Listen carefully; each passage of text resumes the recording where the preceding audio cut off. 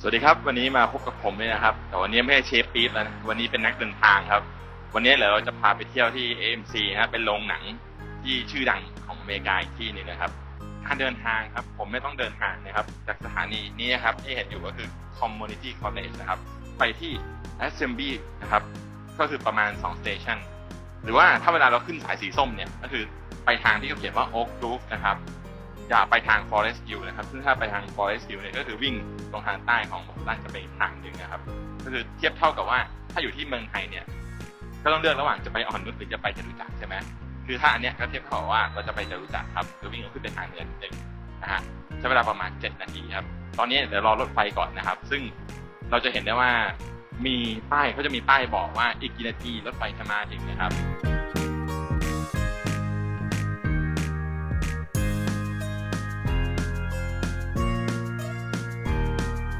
มาถึงแล้วนะครับสำหรับสถานี Assembly นะครับเมื่อกี้เรามาจาก Community College นะฮะใช้เวลาประมาณ5 นาทีเองนะครับเนี่ยก็คือเราเริ่มจากตรงนี้นะครับ Community College มาอีก2 สถานีชื่อว่าสถานี Assembly นะครับวิ่งขึ้นมาทาง Oak Grove นะครับโอเคแล้วเดี๋ยวผมจะต้องเดินอีกประมาณ 0.2 ไมล์นะครับเพื่อไปที่โรงหนังนะครับเดี๋ยวไปกันครับ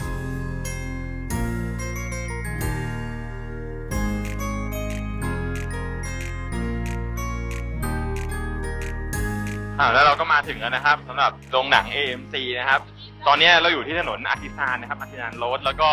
ในแอเรียตรงนี้เขาจะเรียกว่าเป็น Assembly Row นะครับซึ่งมันแปลกที่ว่าตั้งแต่ผมเนี่ยเดินมาจากสถานีรถไฟนะครับคือมันไม่มีอะไรเลยแต่ว่าเดินแป๊บเดียวเองมันจะโผล่มาเหมือนเป็น Community Mall เล็กๆอยู่อันนึงแต่ว่าเป็น Community Mall แบบ Outdoor นะครับซึ่งในมุมนึงของ Community Mall เนี่ยก็คือจะมีเนี่ยเป็นคล้ายๆกับเขาเล่นดนตรีกันนะครับแล้วคนก็เข้ามาแจมเข้ามาเต้นกันได้เข้ามาร้องเพลงกันนะครับในขณะที่อีกด้านหนึ่งฝั่งเนี้ยจะเป็นร้านขายของนะครับซึ่งจะเป็นแบรนด์ของอเมริกันในขณะที่ข้างหลังนะครับที่ติดกับโรงหนังเนี่ยจะเป็นพวกร้านอาหารนะครับแล้วก็เป็นร้านขายของแบบซูวิเนียร์เล็กๆน้อยๆนะครับโอเคแล้วยังไงเดี๋ยวผมพาไปเดินแล้วกันว่าในแต่ละบล็อกของช่วงตึกเนี่ยมีอะไรบ้างนะครับ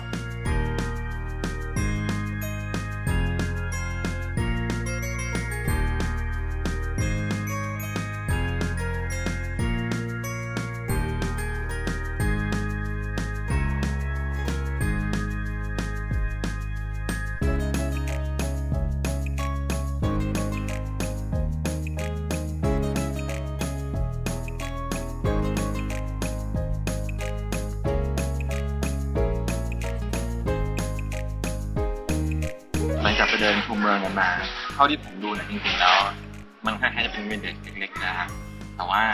ความน่ารักของมันคือคนเนี่ยเขาค่อนข้างปฏิเสธกันสูงมากจะบอกให้เต้นก็เต้นร้องเพลงก็ร้องเพลงนะครับแล้วก็หลังจากที่ไปเดินชมเมืองมาเสร็จเนี่ยผมก็ไปหาข้าวทานครับแต่ประเด็นคือผมมีเวลาครึ่งชั่วโมงนะก่อนที่หนังจะเริ่มคือตอนนี้มันประมาณ2 ทุ่มครึ่งนะหนังจะเริ่มประมาณ3 ทุ่ม 15นะครับผมก็เดินหาร้านซึ่งแต่ร้านเนี่ยบอกเลยว่าประมาณ40-50 มิลลินะครับก็คือ 40-50 นาทีที่ยังรอคิวหรือผมรอไม่ได้ครับผมก็เลยมาจบที่ร้านพาสตรีนะครับหรือว่าพวกของหวานเนี่ยก็มาจบที่ได้ครัวซองช็อกโกแลตครับแล้วก็ทูน่าสลัดนะครับไม่ใช่สิแซลมอนสลัดด้วยนะครับหน้าตาดูน่าทานเลยนะฮะดีกว่าที่ผมทำเยอะนะก็เหมือนกับ5 วันในอาทิตย์เนี่ยที่ทำอาหารเองเนี่ยก็คือประหยัดเพื่อมาใช้จ่ายในคืนวันศุกร์เสาร์แล้วก็อาทิตย์นะครับเดี๋ยวมาลองชิมดูว่าอร่อยไหมนะครับ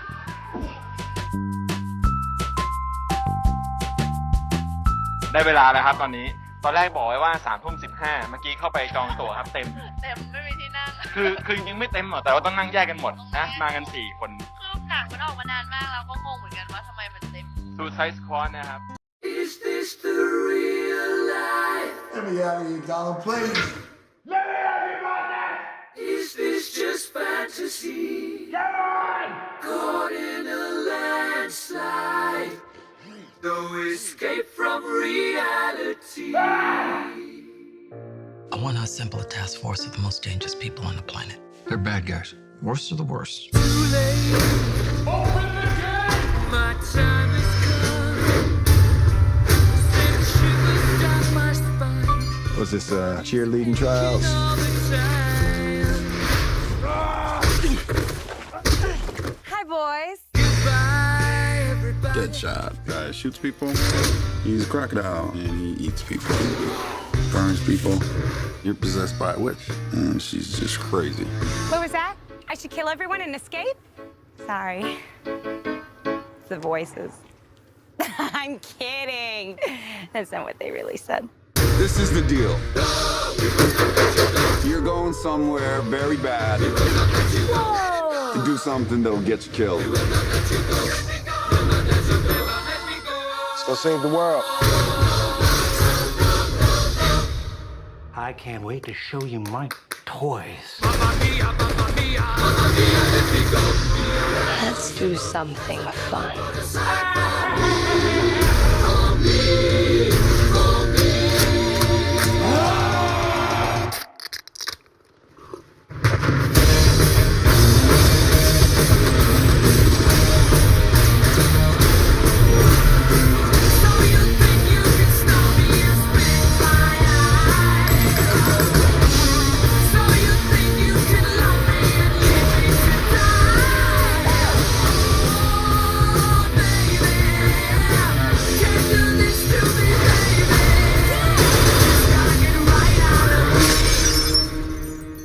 'Seriously, what the hell's wrong with you people? We're bad guys. It's what we do. Nothing really matters to me.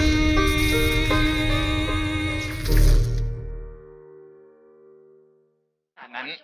คนชอบไปเยอะ ผมมาไปดูมาแล้ววันก่อน ผมชอบก็เลยมาซ้ำอีกรอบ เหมือนกัน ลืมแนะนำไปนะครับ ถ้ามีใครติดตาม Facebook ผมตั้งแต่3 ปีที่แล้วนะครับนี่เป็นลูกค้าคนสำคัญอีกคนหนึ่งนะครับจากธรรมศาสตร์นะครับชื่อน้องไอซ์นะครับครับแนะนำตัวชื่อไอซ์อะค่ะตอนนี้คือหลังจากจบมาแล้วพี่เขาก็ถ่ายรูปให้ แล้วตอนนี้ก็มาต่อ MBA อยู่ที่บอสตันยูนะคะแล้วบังเอิญมากก็แบบอยู่ก็ท็อปอัพมาเจอได้ไงก็ไม่รู้ผมไม่เห็นในนิวฟีดแบบสตอรี่การเดินทางอะไรอย่างเงี้ยก็เลยทักไปบอกเฮ้ยมาอยู่บอสตันเหรออะไรอย่างเงี้ยเอากลายว่าตอนนี้ผมไม่เหงาแล้วมีเพื่อนแล้วตอนแรกก็อยู่คนเดียวเหงามาตลอดเลยใช่ก็กลายว่าเอางี้ตอนนี้หนังเนี่ยกลายเป็น4 ทุ่มนะครับอัปเกรดนะครับจากโรงธรรมดาเป็นโรง IMAX ใช่ก็เลยมีเวลาช้อปปิ้งที่นั่งที่ละ18 เหรียญโคตรแพงเลยอะ